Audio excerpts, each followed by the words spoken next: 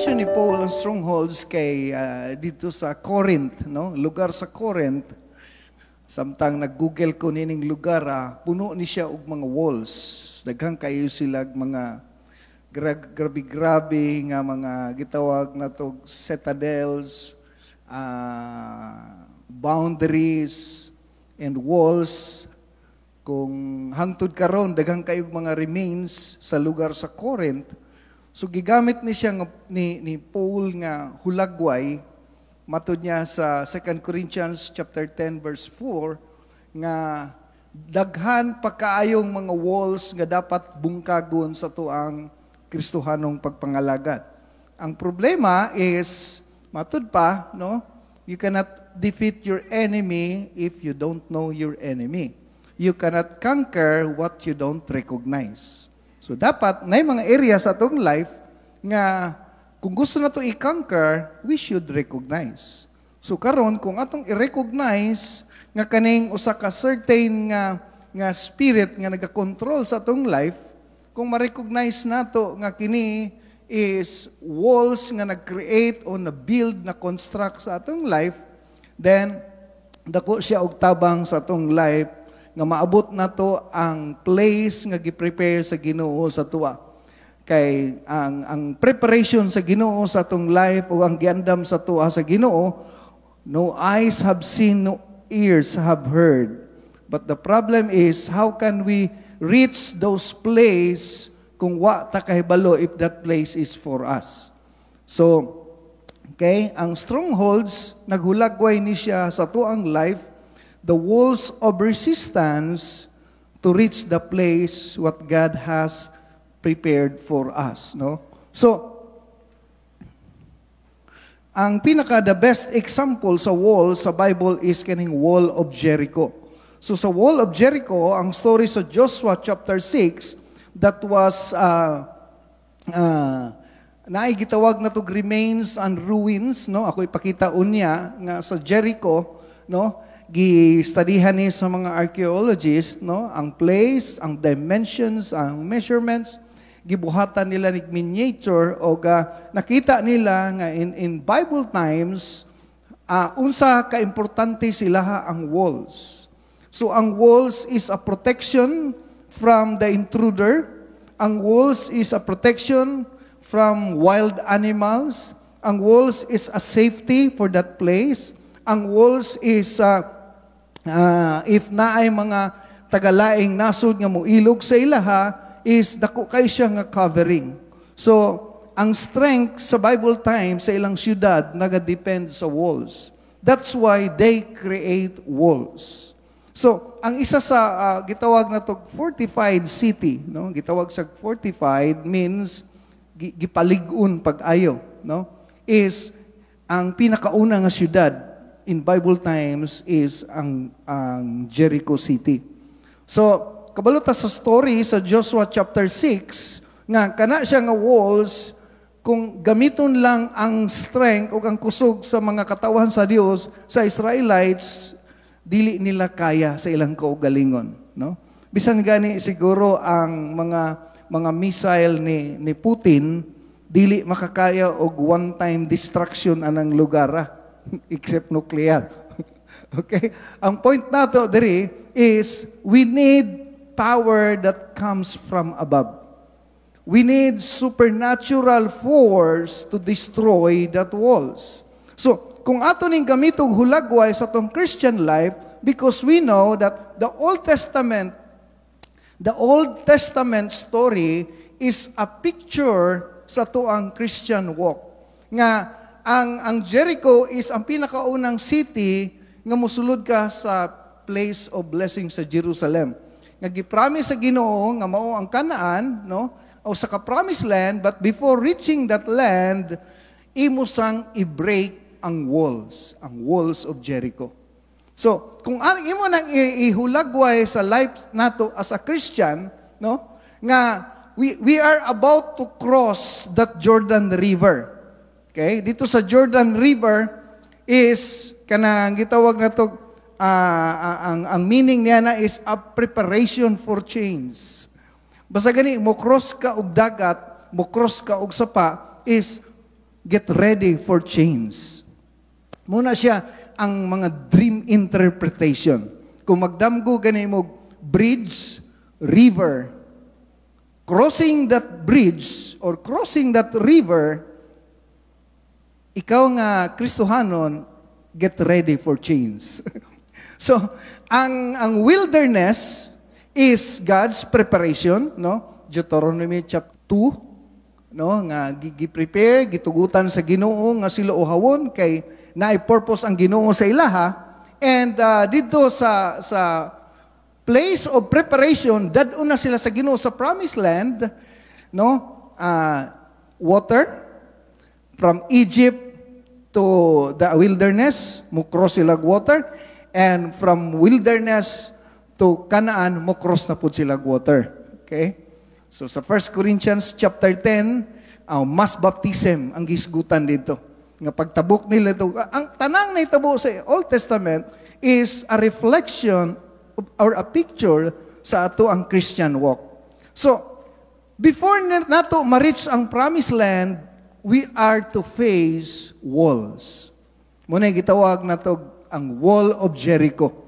Kumbaga, kinahanglan sa nanay mo bungkagon kay usa na siya ka resistance nga moabuta sa giandam sa Ginoo sa tuang life. Okay? So, based sa Joshua chapter 6, ang mga archaeologists naghatag og pagtuon og pagsukat niini, no? Nga nakita nila nga ang Old Testament time, grabe ang pagka-construct sa walls. Nga bisan ang atong mga latest technology karon, murag dili nila ma-imagine kung unsa ang mga material, ang mga boulders nga ilang gi-prepare nga murag kita mugamit paganita kanang hammer kanang ganing pangbangag, pero sa ilaha in Bible times, how come nag-sustain ang ilang materials, ang ilang mga gitawag na to manpower, sariling kamot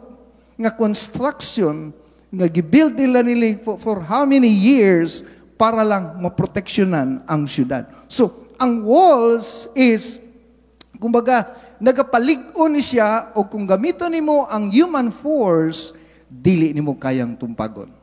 Muna, gitawag na to the remains and the walls of Jericho. Okay? So, kung ato nang i-picture, na ay mga great walls po sa ato ang mind, nga until now, pila na taka years na nga lagad sa Ginoo, daghan pang mga areas sa atong life, nga wa na to na break kana nga wall. Gitawag na siya og strongholds. Brick by brick, gagmay lang na siya nga neglect. Nga bisan naa na ta diri nang alagad na ta sa Ginoo, and yet wala na to na break na siya nga walls. Brick by brick, gagmay lang na siya. For how many years niabot ang time nahimo siyang kanang gitawag na to hindrance nga maabot na to ang place nga giandam sa Ginoo sa tuwa.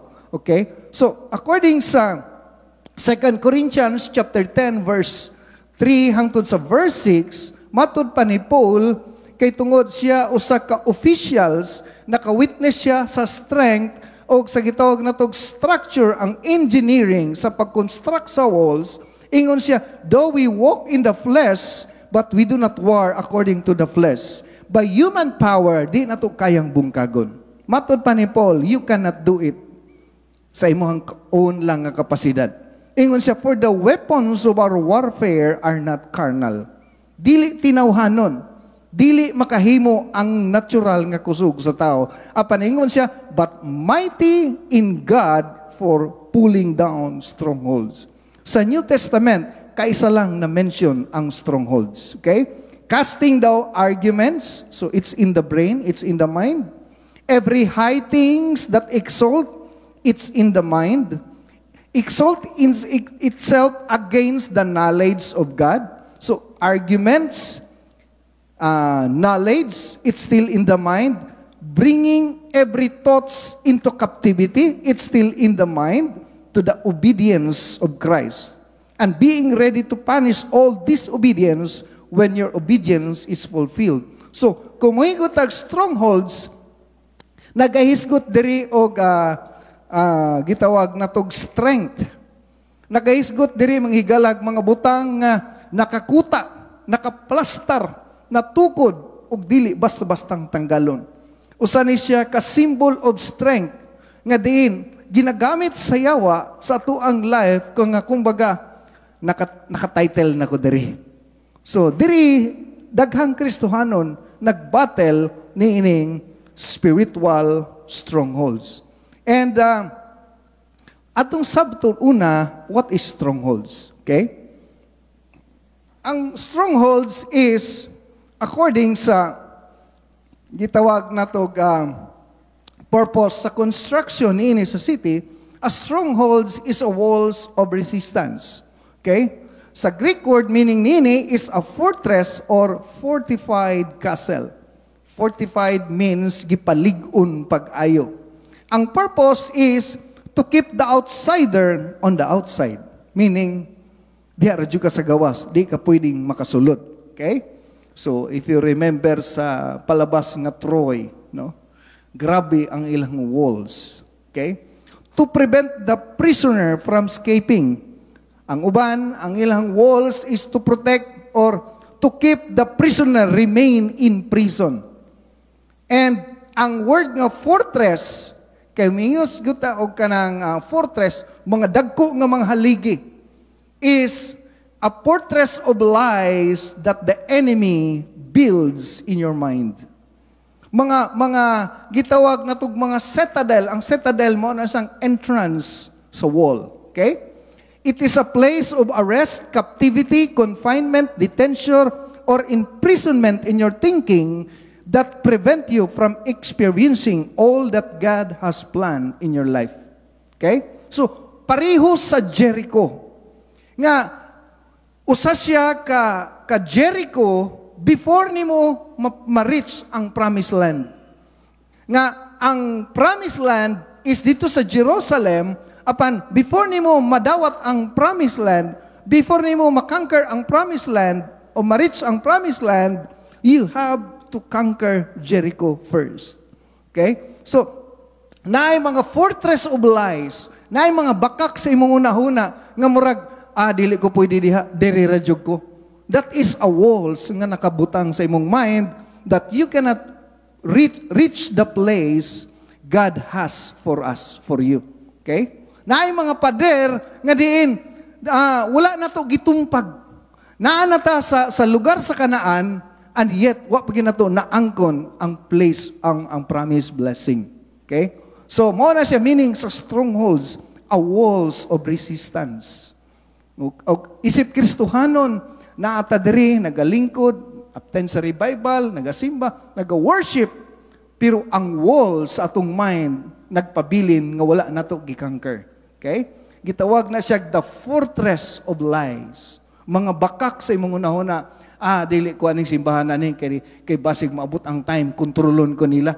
Mga walls, mga lies. Nga di nakakaabot sa place nga giandam sa Ginoo. Kaning lugar ni puro kwarta ang ginahuna diri. So daghang kay mga lies nga to the point nag-create siya brick by brick nga dili nimo ma-reach ang promised land.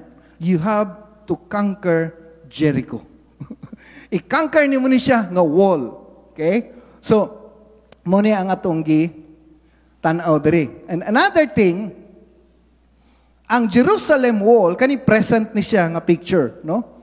Kung buto naon, naka-preserve ni siya nga for centuries, no? Bisan ang mga modern architect nato karon, naglisod sila comprehend, barwag unsa man nila. Nga kita nagagamit og mga cranes, nagagamit og mga bulldozer, mga backhoe, mga latest technology, but in their time, grabe sila makakonstruct of walls. Human power. Sa Deuteronomy chapter 28 verse 17, ang instruction sa Ginoo is, kung moabot na mo sa Jerusalem, kay kabalo ka, before na siya, ang Jerusalem, before pa na ilog sa mga Israelites, naanay nagpuyo diha daan. Okay? Before na nailog ni David, naanay namuyo diha daan.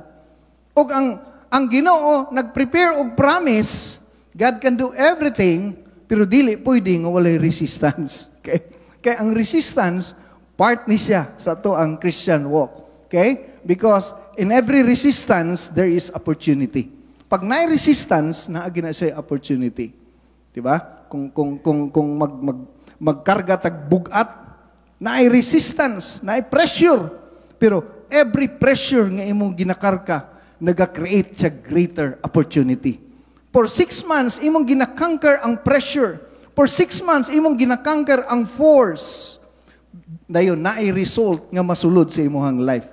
In the same way, sa atong Christian walk, na-pressure, na-resistance. So, ingon ang Ginoo, you have to conquer the promised land, you have to overcome the promised land, but the instruction of the Lord is completely destroy them. Ang gi-prepare sa Ginoo nga blessing, you have to fight. Ingon siya, naa dito nagpuyo ang Hittites, ang Amorites, Canaanites, Perizzites, Hivites, and Jebusites. So, ang instruction sa Ginoo nga tanan sila i-wipe out as the Lord your God has commanded you. Grabe, no? Mura po sa kay David ba? Before niyo mo ma-reach, gi-anoint siya sa Ginoo, pwede man patyon sa Ginoo si David siyang kaugalingong pamaagi. Pero you have to face it. Okay? At ubangon gina siya nimo.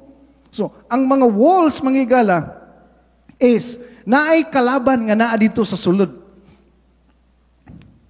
So, ang Jerusalem is nakapuno na siya walls, nakapalibot na siya og walls. Wala na nako gikuha ang mga complete dimensions. But according to Joshua, chapter 15, verse 63, during sa ilahang battle, naay mga tribes, sa 12 tribes, nga wala nila na-conquer. Okay? Ingon dito sa Joshua chapter 15, Judah could not dislodge the Jebusites. So, ang Jebusites karon nakagamot, nakaplastar dito. And who could not dislodge Jebusites who were living in Jerusalem to this day, that the Jebusites lived there with the people of Judah. Wala nila completely napahawa. Judges chapter 1 verse 21, the Benjamites, lahi nga tribes, sa 12 tribes of Israel, however, did not drive out Jebusites. So, mga Jebusites, mga gahi, no, mga di basta-basta. Daw nakangkar nila tanan, pero naapay mga Jebusites nga nagpabilin.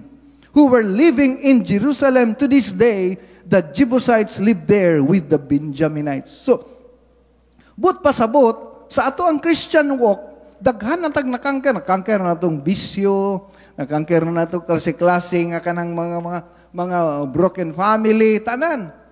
Pero naay mga gahi, naay mga Jebusites, nga dili na to basta-basta ma-overcome. Nga, we have to battle to it. Ato ginang pakig-awayan. Kaya mao man gina siya, ang ato ang gitawag na to battle sa ato ang Christian walk. Okay? So, kung ato ning i-picture, kaning Jebusites in our mind, mauni siya ang gitawag na tug mga strongholds. Okay? Nag-introduction ta karon sabton sa nato ning strongholds. Okay? Ang strongholds, they are not demons. Okay? Balik ko nako. Kaning strongholds, mauni siya ang gitawag na tug mga nakakulong sa atong mind nga kinahanglan nato i-conquer. Isa diha is fear. Kani siya ang top 8. Top 8 strongholds nga naka-lodge. Naka-create sila mangigala o kanang gitawag natog fortress. Nga gi-claim nila na sa imong territory, sa imong mind nga diri taga diri na gyud ko. This is my place. Ang isa diha is fear. Ikaduha, anger. Ikatulo, rejection, depression, abuse, self-hate, lust, and jealousy. Kani sila mangigala, mao ni sila ang mga strongholds nga nakakulong sa atong mind, naka-create sila walls nga diin sila ang nahimong hindrance nga ang Ginoo dili nato maabot ang lugar nga giandam sa Ginoo sa tuang life. We cannot reach the place what God has prepared for us because of these strongholds. Naa sila kanunay sa imong mind. Nag-create sila resistance. Okay? So, Muna ang atong hisgutan. Because some of us, until now, naapay, gitawag na to grabe nga issue sa fear. Revelation chapter 21 verse 8, but the fearful, number 1 gyud ba?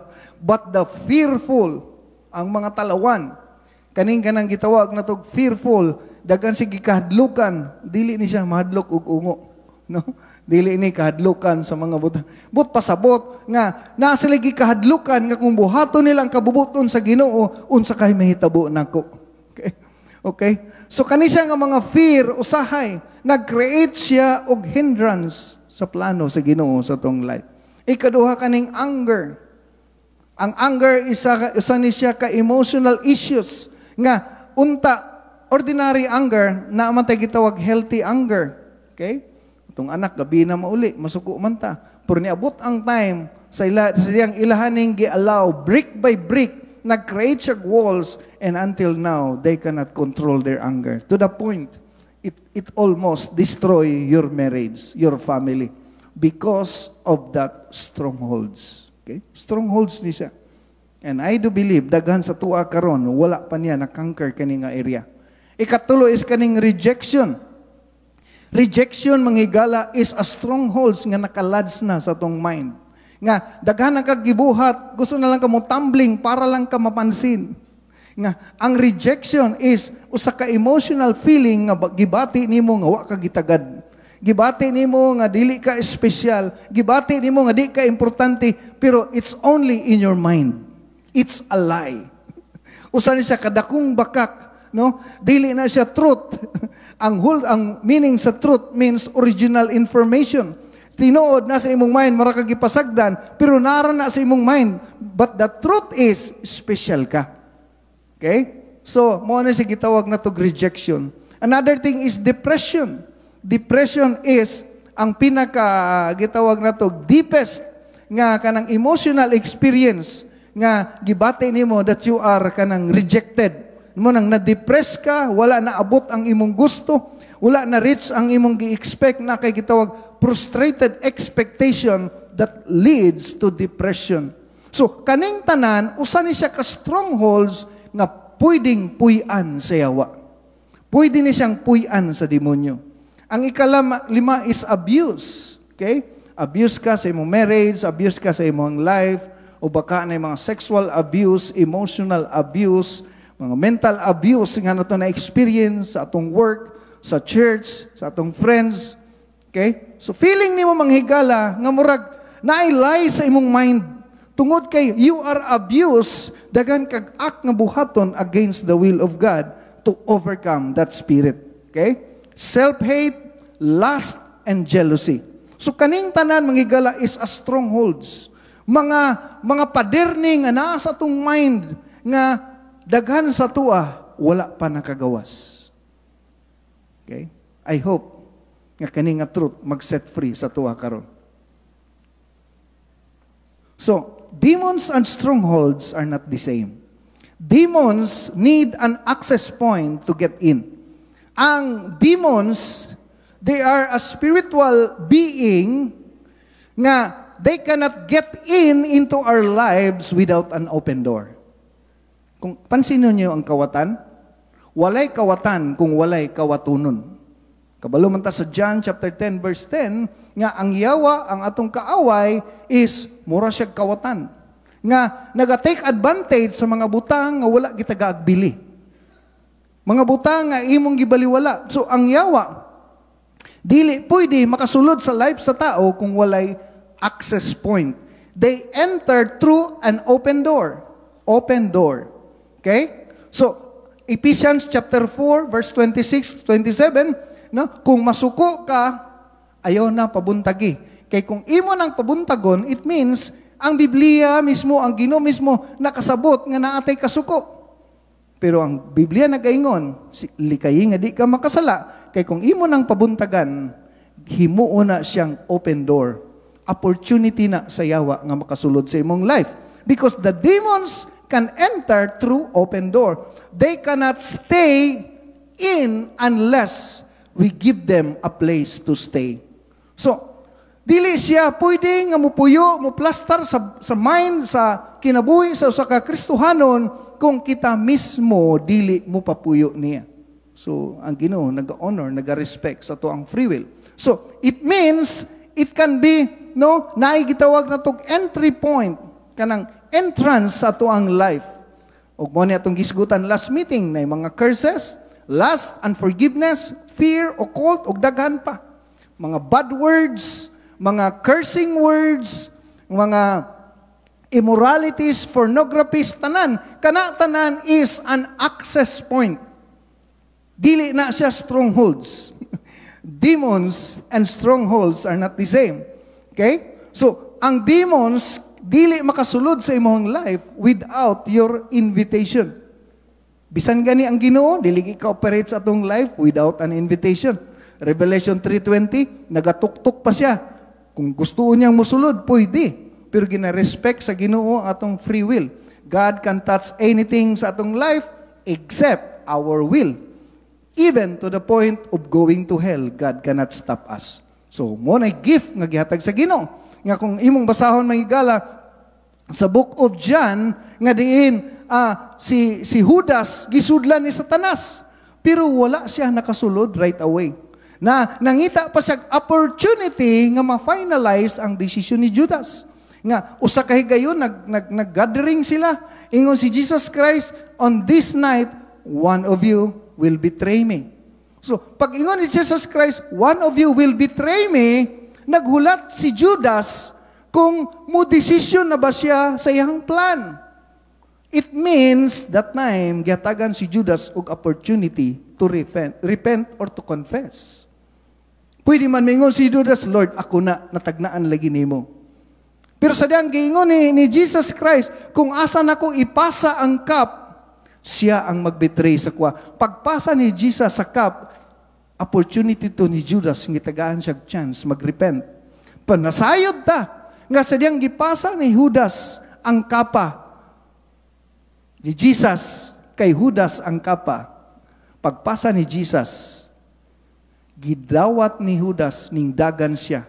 It means that decision of Judas was finalized. Ang Biblia nagaingon, immediately, Satan entered Judas.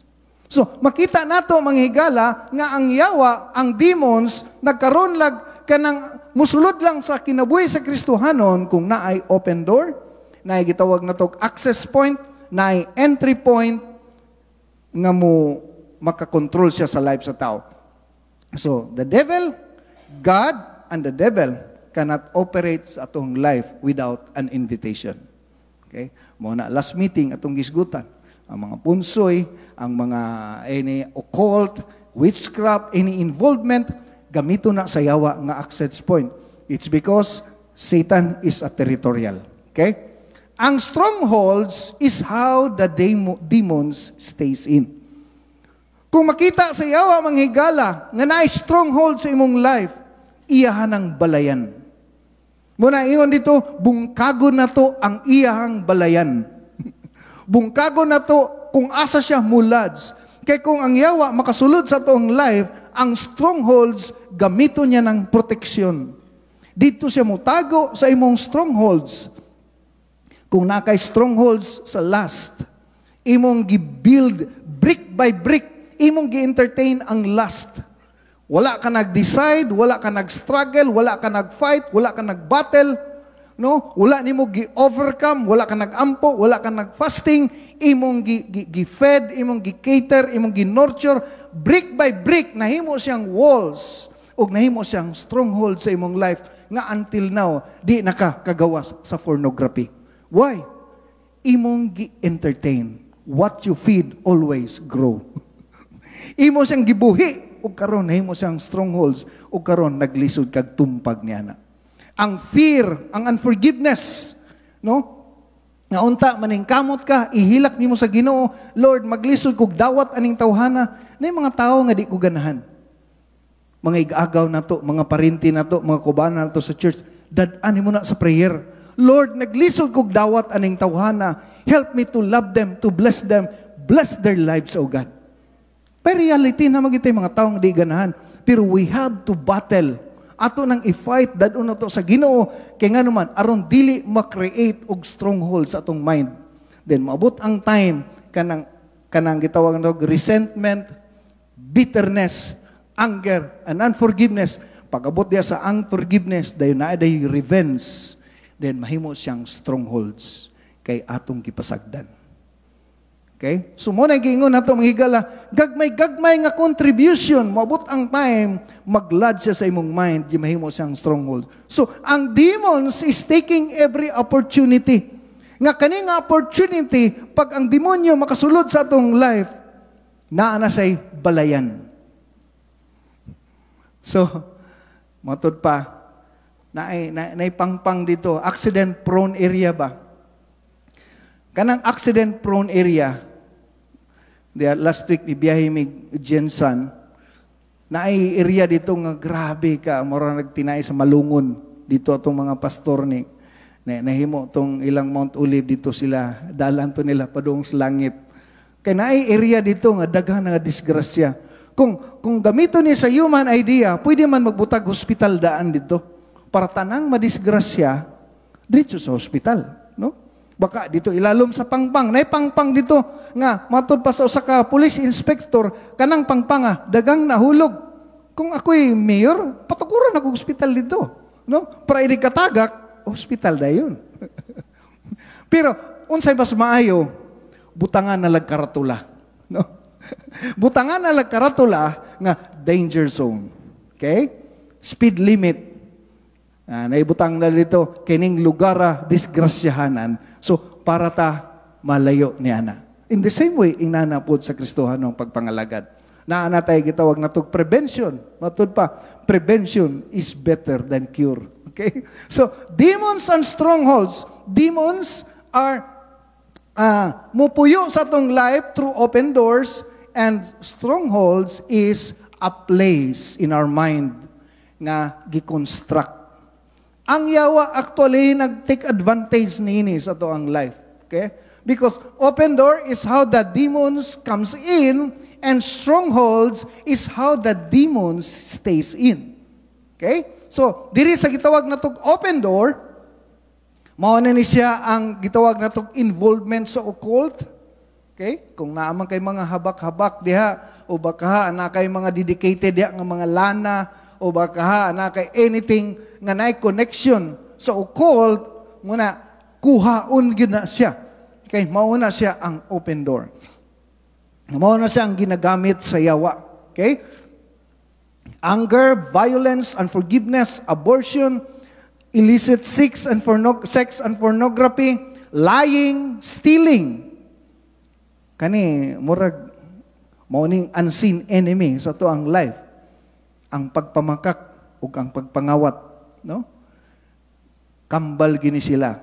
Once gapanghilabot ka gamit, di gud mawala ang pagkabakakon.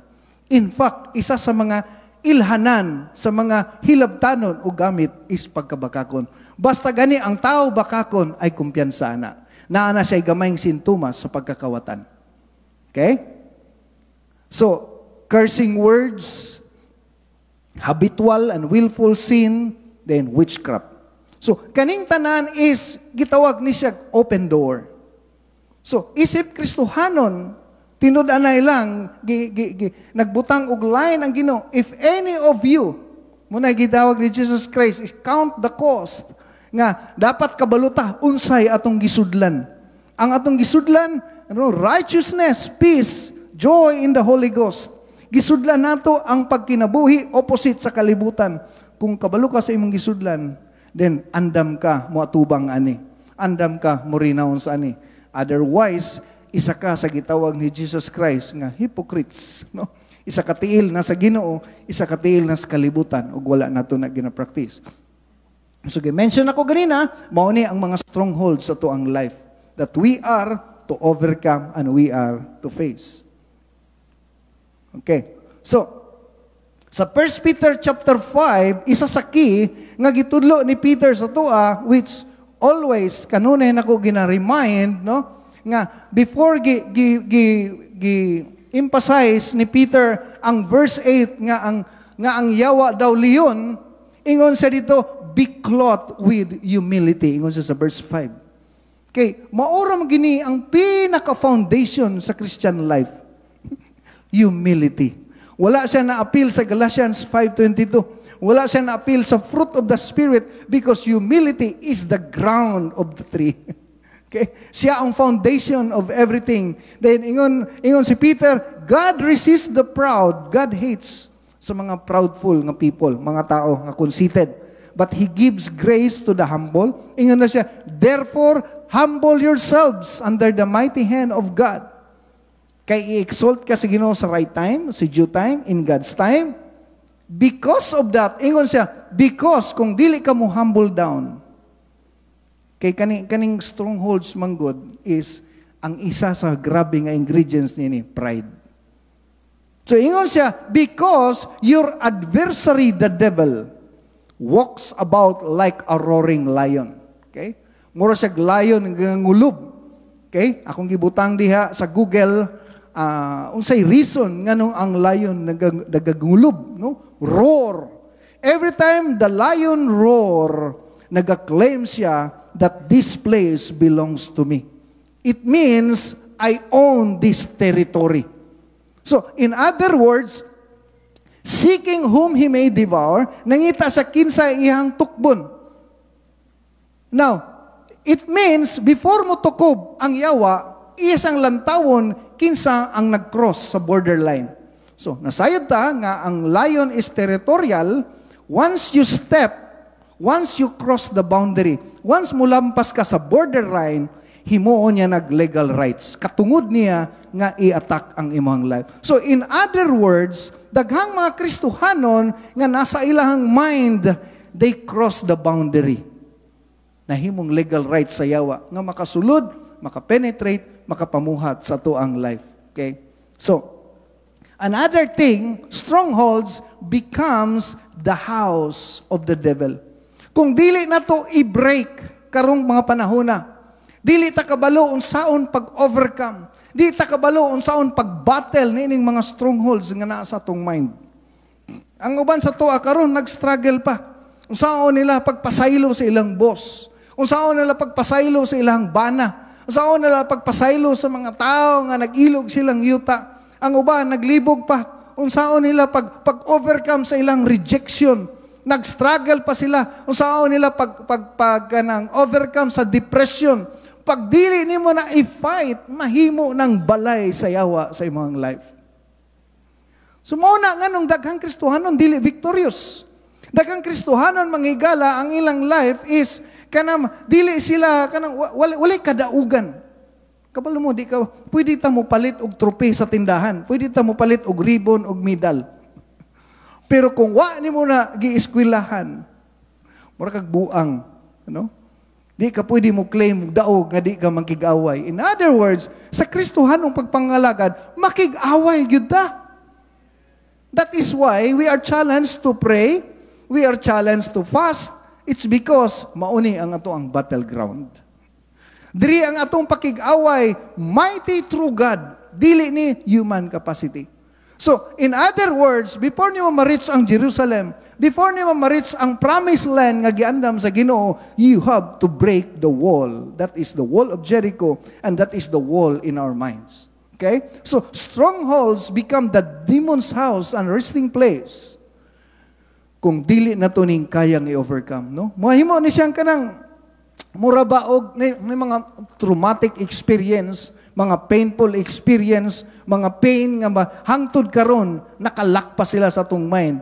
Unya ang yawa himuon niya ng taguanan sa atong life.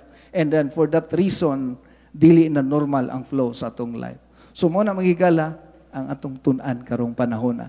Unsaon na to pag-discover, unsaon na to pag-overcome, unsaon na to pag-face, pag-recognize, pag-detect sa tanang buhat sa yawa, no? Bricks by bricks, hinahinayon tanig bungkag.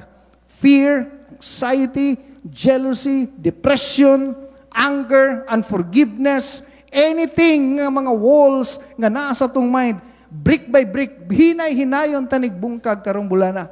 ug tugutan nato nga ang yawa dili magkarog access sa tong life. And asayod ta, the only key, the only cure is the truth. The truth shall set us free. Palakpakan nato itong buhi nga Dios. Manindog ta.